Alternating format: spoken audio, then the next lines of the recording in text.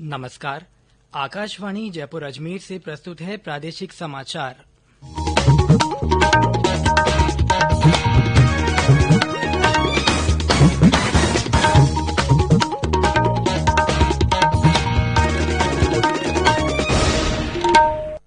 मुख्य समाचार। आज शुरू होने वाली गुर्जर महापंचायत को लेकर सरकार ने बातचीत के शुरू किए प्रयास। चुनाव ड्यूटी के दौरान कर्मचारी की कोरोना महामारी से मृत्यु पर राज्य सरकार देगी 30 लाख रुपए का अनुग्रहिक अनुदान। मुख्यमंत्री ने दी प्रस्ताव को मंजूरी।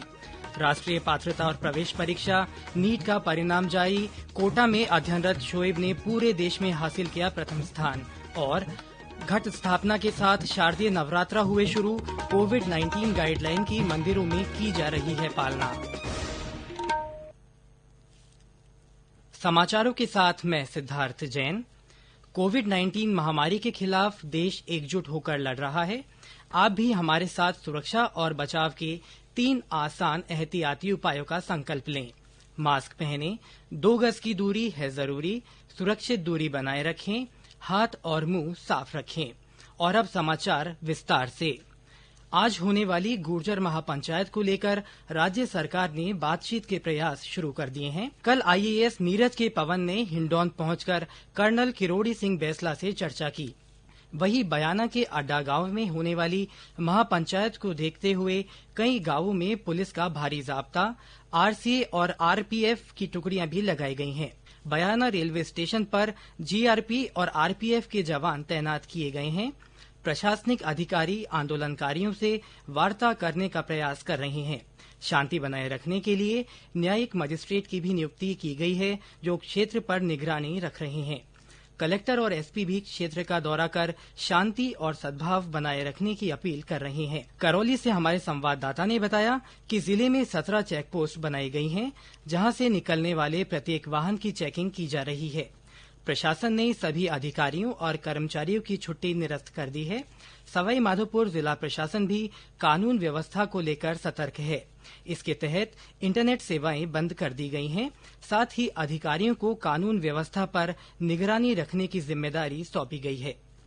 मुख्यमंत्री अशोक गहलोत ने अनुसूचित जाति जनजाति योजना के तहत 47 करोड़ 88 लाख 40 हजार रुपए के अतिरिक्त बजट प्रावधान को मंजूरी दी है। इससे एसटी/एससी वर्ग के पीड़ित व्यक्तियों को नियमानुसार आर्थिक सहायता दी जा सकेगी। गौरतलब है कि केंद्र प्रवर्तित इस योजना में राज्य सरकार और केंद्र सरकार द्वारा समान अनुपात में राशि वहन की जाएगी। प्रदेश में चुनाव ड्यूटी के दौरान अगर किसी कर्मचारी की कोरोना महामारी से मृत्यु हो जाती है तो राज्य सरकार 30 लाख रुपए का अनुग्रहिक अनुदान देगी। कल जयपुर में मुख्यमंत्री अशोक गहलोत ने इससे संबंधित प्रस्ताव को मंजूरी दी। यह प्रावधान राज्य में लागू होने के बाद पंचायती राज संस्थानों के आम चुनाव के साथ ही भविष्य में होने वाले चुनावों में ड्यूटी के दौरान कर्मचारियों की कोविड-19 से मृत्यु होने पर यह राशि उनके परिवार को दी जाएगी।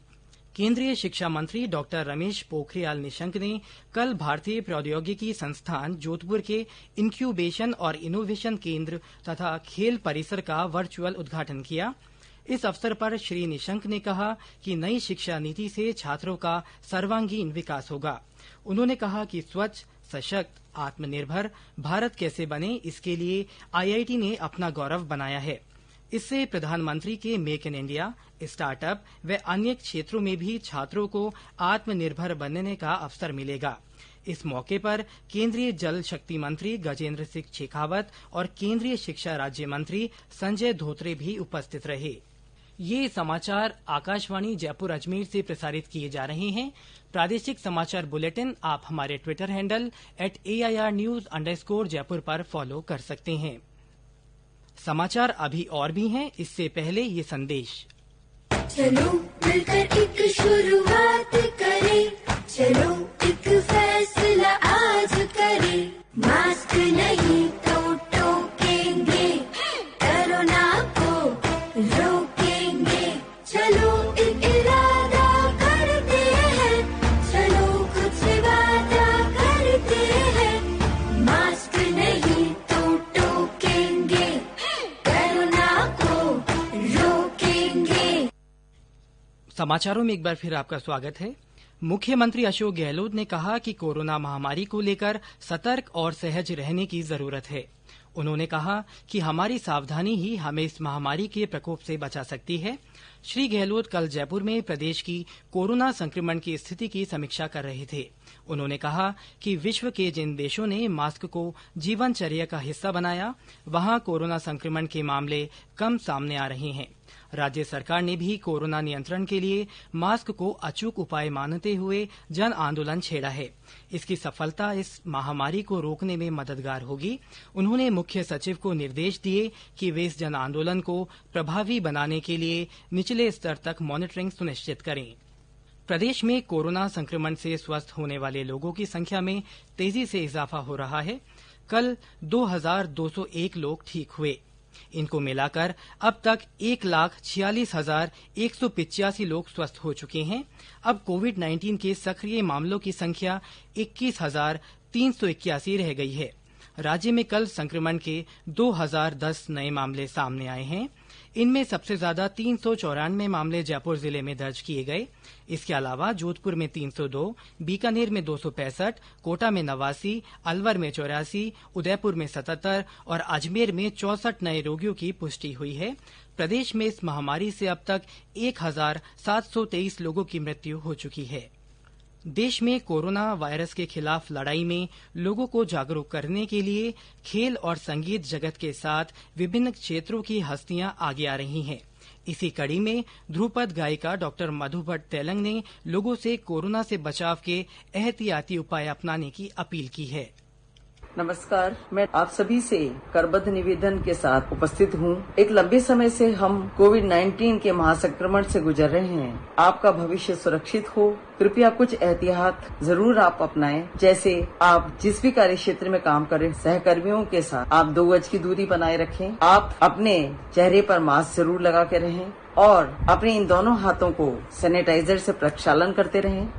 ये ही कोरोना वायरस से बचाव का सबसे श्रेष्ठ माध्यम है। कोविड-19 से बचाव के लिए प्रधानमंत्री नरेंद्र मोदी की ओर से 8 अक्टूबर को पूरे देश में शुरू किए गए जन आंदोलन से ज्यादा लोग जुड़ रहे हैं।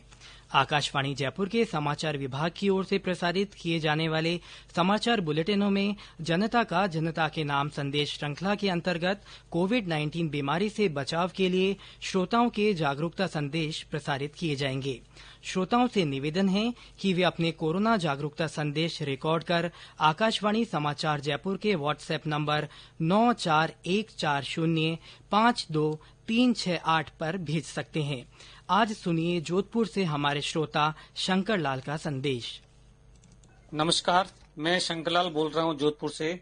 कोरोना से बचाव ही उपचार है, ये बात याद रखना है जरूरी। घर से बाहर निकलो तो चेहरे पर मास्क होना है जरूरी। एक दूसरे से 2 गज दूर रहकर बात करना है जरूरी। घर पहुँचते ही पहले साबुन से 20 सेकंड हाथ धोना बहुत है जरूरी। कोरोना से बचाव ही उपचार है, ये बात याद रखना है जरूरी।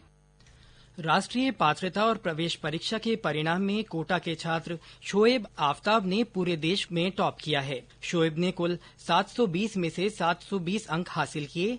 शोएब मूलतः ओडिशा के राउरकेला के रहने वाले हैं। शोएब ने बताया कि वे एम्स से MBBS करने के बाद कार्डियोलॉजी में स्पेशलिस्ट बनना चाहते हैं। साथ ही गंभीर बीमारियों के इलाज को लेकर रिसर्च करना चाहते हैं। शारदीय नवरात्रि पर्व की आज से शुरुआत हो गई है। इस मौके पर मंदिरों में घट स्थापना के साथ ही 9 दिन तक चलने वाले धार्मिक अनुष्ठान भी शुरू हो गए हैं। हालांकि जयपुर में प्रमुख शक्तिपीठ आमेर स्थित शीला माता का मंदिर दर्शनार्थियों के लिए बंद रहेगा। उधर सीकर में जीन माता का मंदिर भी इस दौरान बंद रहेगा। वहीं करौली में स्थित केला देवी मंदिर में कोविड-19 की गाइडलाइन के अनुसार भक्तों को दर्शन करवाए जाएंगे। और अंत में मुख्य समाचार एक बार फिर। आज शुरू होने वाली गुर्जर महापंचायत को लेकर सरकार ने बातचीत के प्रयास शुरू कर दिए हैं। चुनाव ड्यूटी के दौरान कर्मचारी की कोरोना महामारी से मृत्यु पर राज्य सरकार 30 लाख रुपए का अनुग्रहिक अनुदान देगी। मुख्यमंत्री ने प्रस्ताव को मंजूरी दे दी है। राष्ट्रीय पात्रता और प्रवेश परीक्षा नीट का परिणाम जारी हो गया है। कोटा में अध्ययनरत शोएब ने पूरे देश में प्रथम स्थान हासिल किया है और घट स्थापना के साथ शारदीय नवरात्रा शुरू हो गए हैं। कोविड-19 गाइडलाइन की मंदिरों में पालना की जा रही है। इसी के साथ प्रादेशिक समाचार बुलेटिन समाप्त हुआ। हमारा अगला बुलेटिन हिंदी में दोपहर 12:30 बजे प्रसारित होगा। नमस्कार।